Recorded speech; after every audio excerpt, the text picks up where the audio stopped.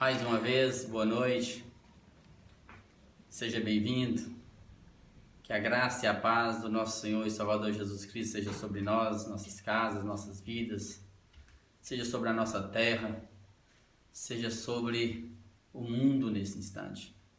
Te convido para que juntos nesse instante, com o coração disposto, aberto, sedento, preparado como terra boa, aquietar nesse instante para receber a palavra da vida. Reúna a sua casa, reúna os seus, reúna aí os seus amigos, convide muitos nesses dias para nós fazermos essa caminhada de leitura da palavra, ler o Novo Testamento todinho em ordem cronológica nesses dias. Então, aquiete seu coração, abra lá em Tiago capítulo 3, e participe conosco, e vamos ver se a gente consegue acabar o capítulo 3 todo, mas por favor não perca o contexto, tá bom?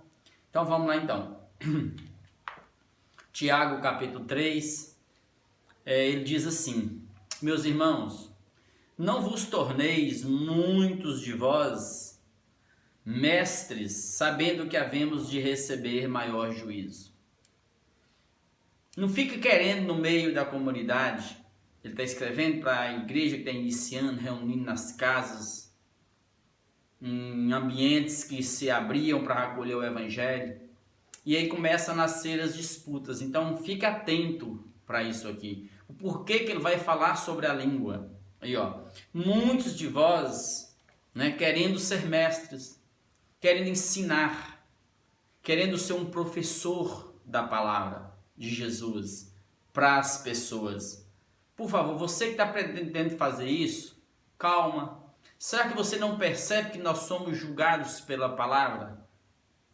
Será que você não percebe que nós haveremos, nós os que somos mestres, que ensinamos, ele se põe nesse instante como um que é mestre, e o dom do mestrado está na Bíblia, o dom do ensino, de ser mestre. Pessoas que discernem um pouco mais, que ensinam, pessoas que têm um domínio mais sobre o evangelho, a palavra, e transmite isso.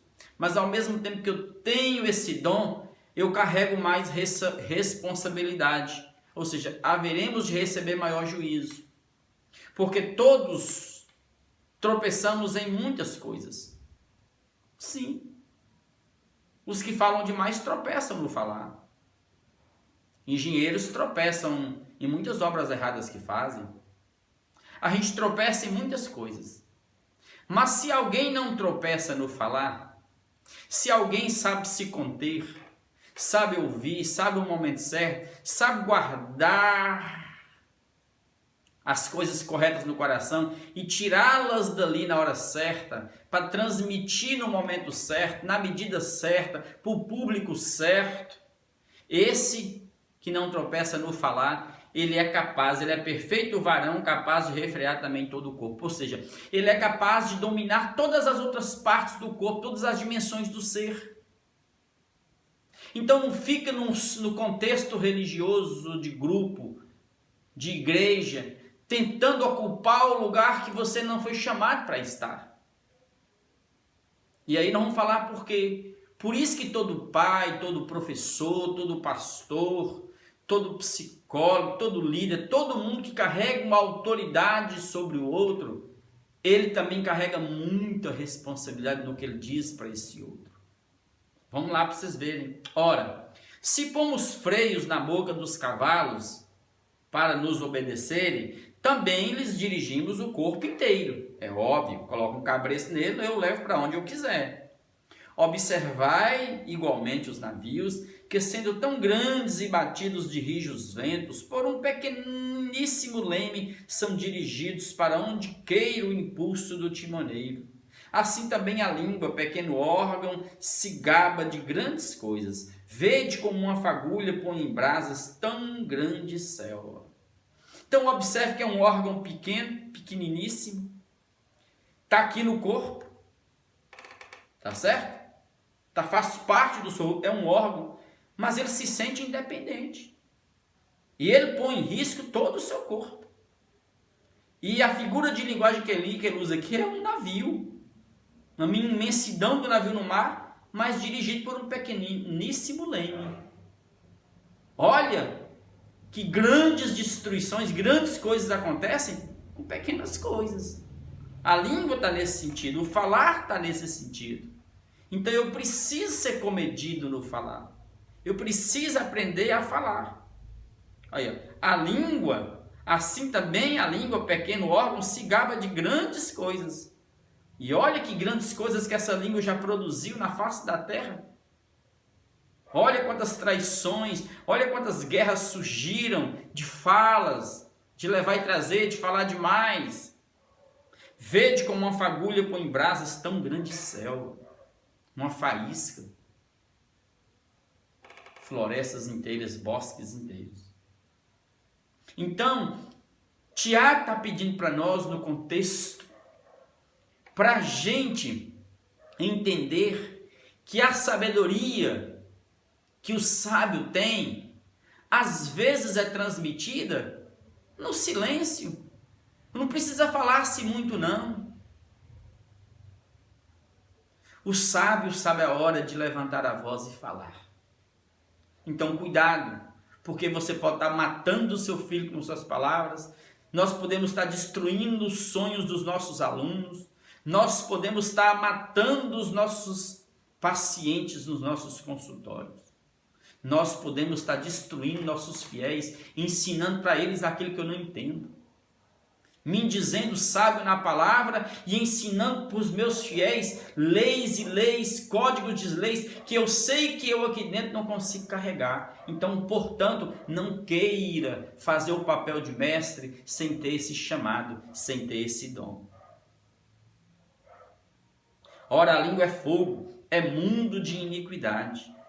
A língua está situada entre os membros do nosso corpo e contamina o corpo inteiro. Atinge todo o seu ser.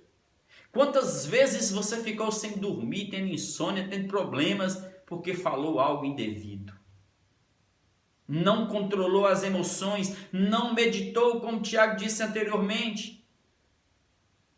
Falou de qualquer jeito, ofendeu, machucou, dividiu a casa, matou o ser de muitos. A pessoa que se diz mestre, ele tem que aprender de Jesus em silêncio e guardar no coração.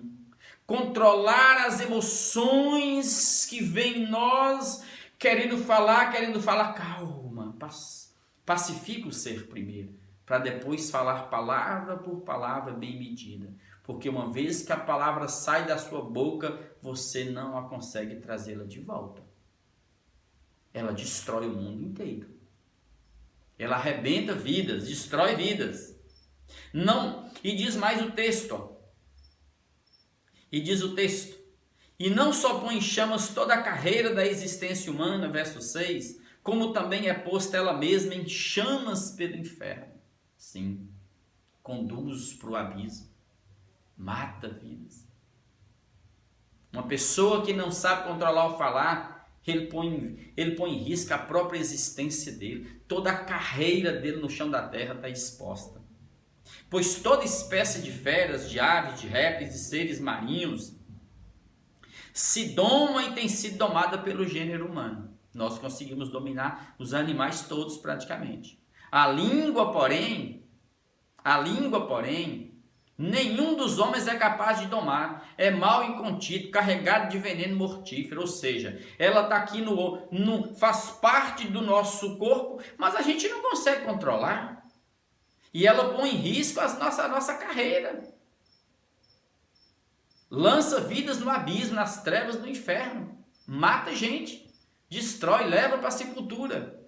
Eu consigo dominar o dedinho, eu controlo tudo. Mas como que eu controlo minha língua?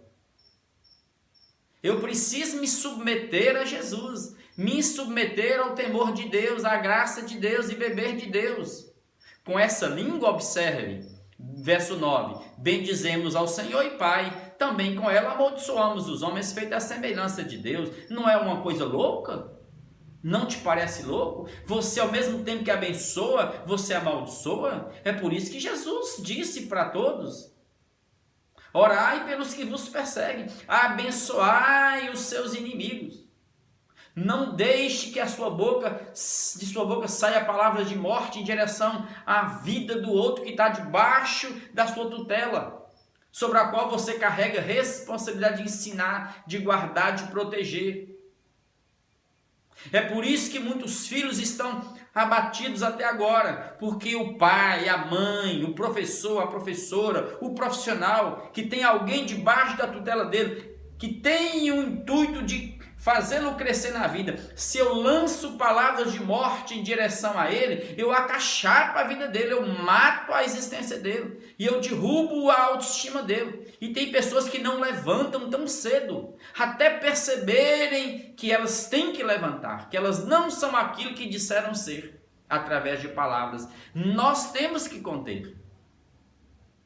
É lógico, e eu quero tratar uma coisa bem simples. A minha língua, o homem, não tem poder para levar ninguém para o inferno. Não. Não temos esse poder de fazer isso.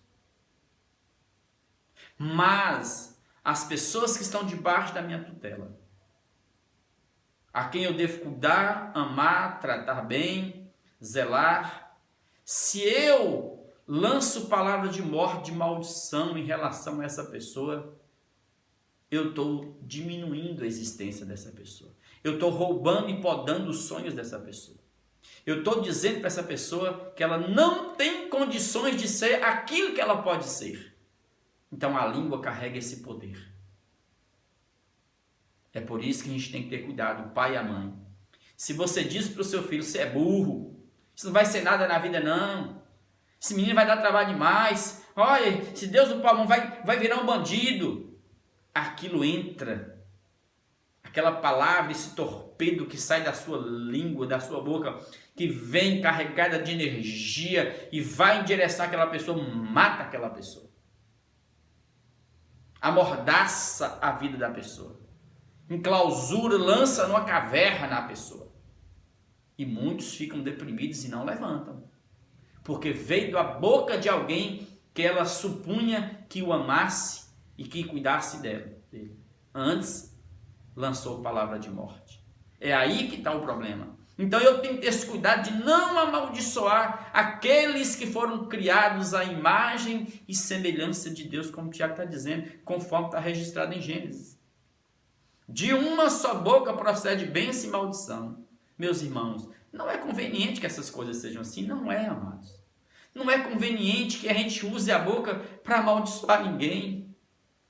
Eu tenho que fazer com que minha boca, através da minha boca, saia coisas que vêm do coração. E aí Tiago está trazendo de volta a fala de Jesus.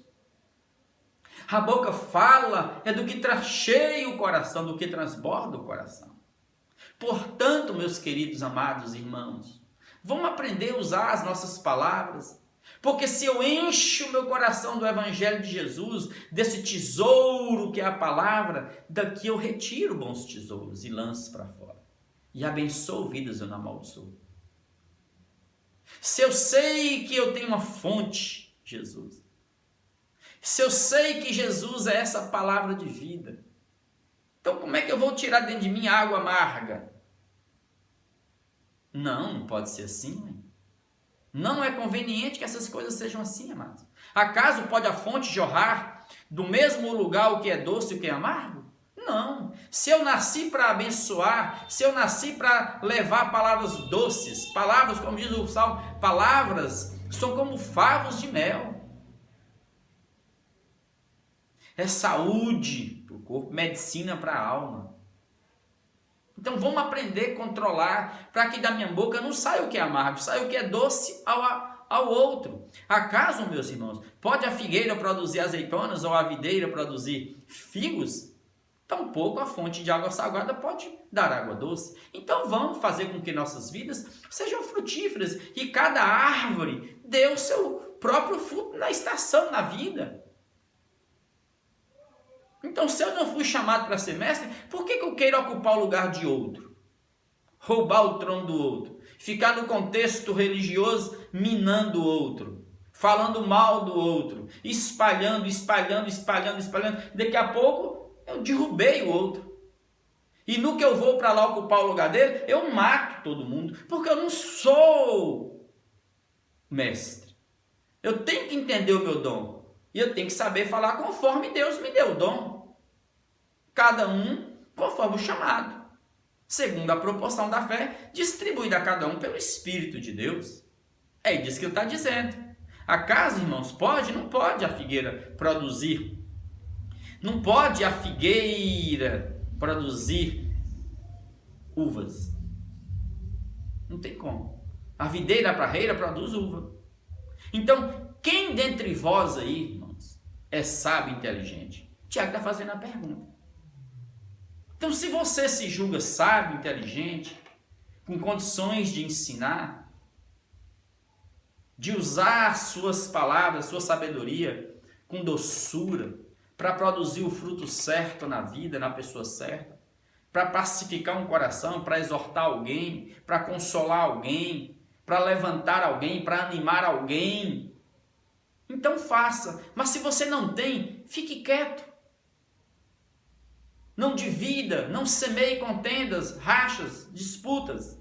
Fique na sua, faça apenas o que Deus chamou para fazer. Porque se você de fato é sábio e inteligente, as pessoas vão perceber o processo. Não tem como esconder um dom, quando de fato o dom tem.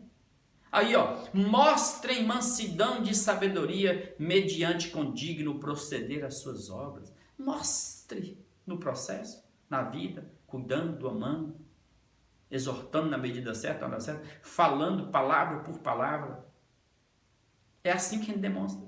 E as pessoas ao redor vão perceber, fulano tem um dom. Mas eu não preciso impor isso sobre o outro. Se pelo contrário, tendes em vosso coração aí dentro, inveja amargurada. Tá vendo? Aquela inveja amargurada, ressentida, adoecida do outro. E sentimento faccioso, de facção, de divisão de grupo, como está acontecendo no sistema religioso. Cada dia nasce um punhado de igreja, fruto de gente que tem no coração inveja do outro, facção, partidarismo. Nem vos glorieis disso, nem mintais contra a verdade.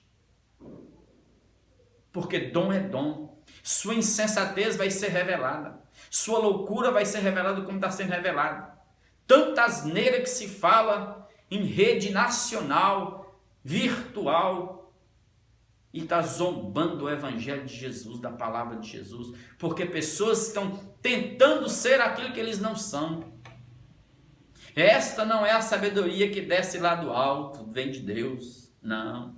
Essa não é a sabedoria que desce do céu, que nasce lá do trono de Deus. Essa não é.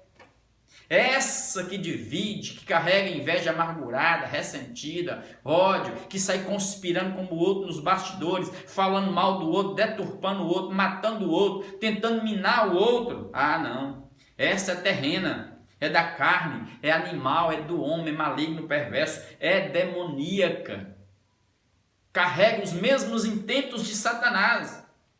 Pois onde há inveja e sentimento faccioso de divisão, aí há confusão e toda sorte de coisas ruins.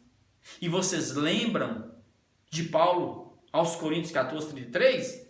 Deus não é Deus de confusão. Deus é um Deus de ordem e de essência.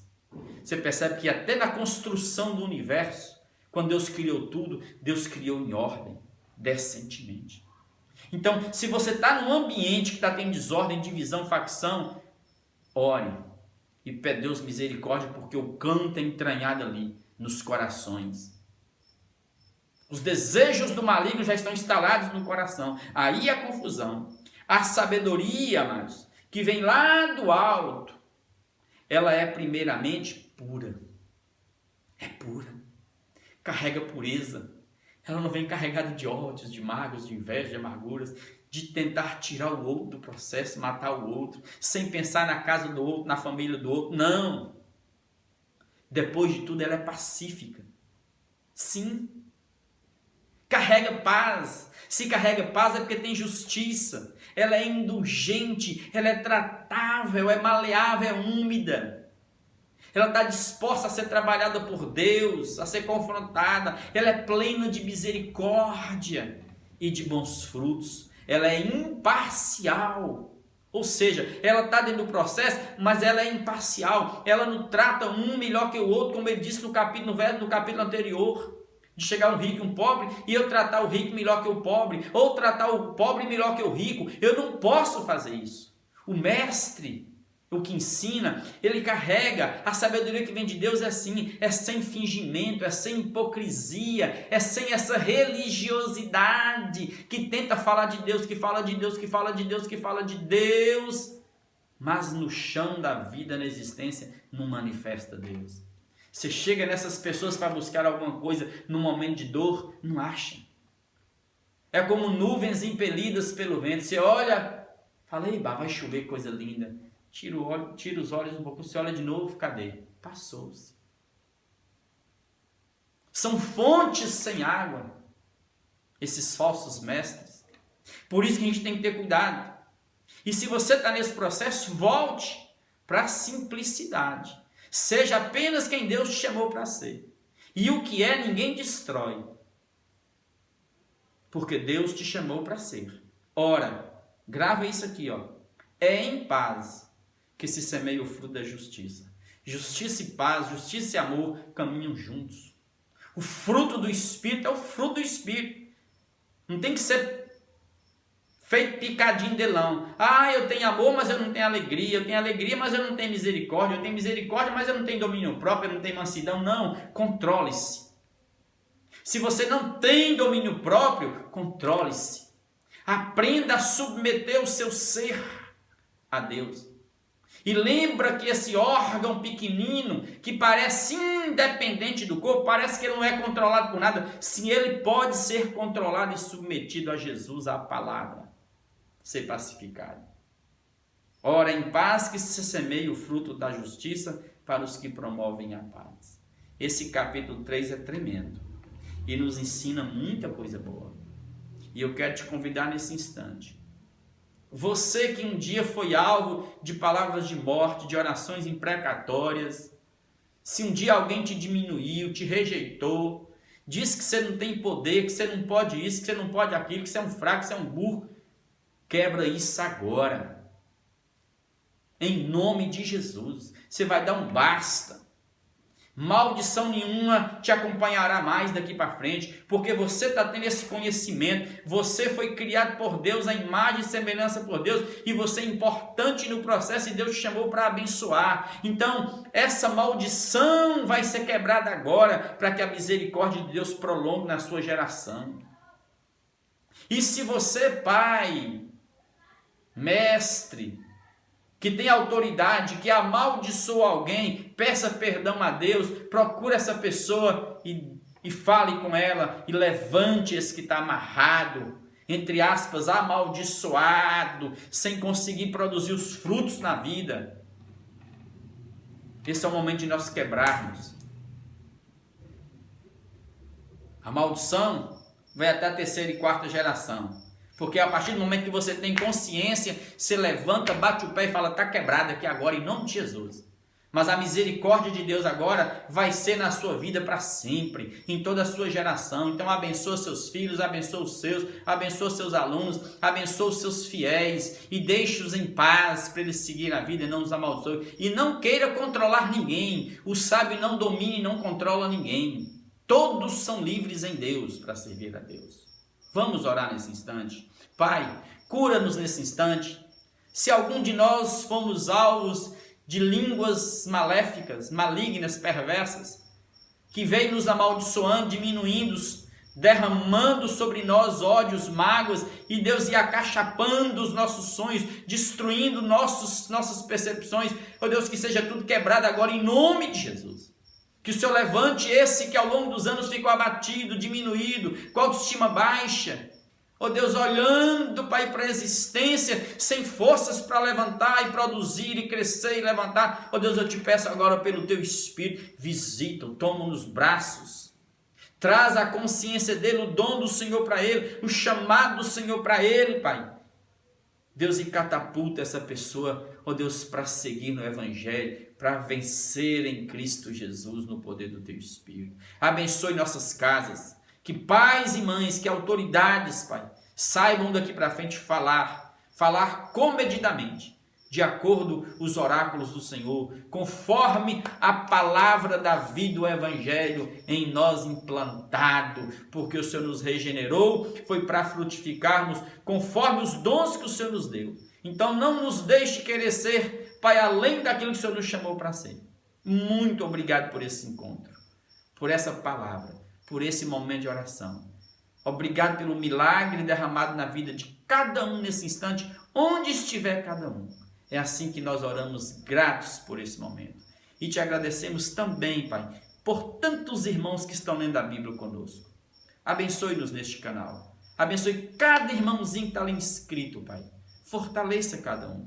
Eu te peço por eles. Tu sabes quem são. E eu sei que tu sabes.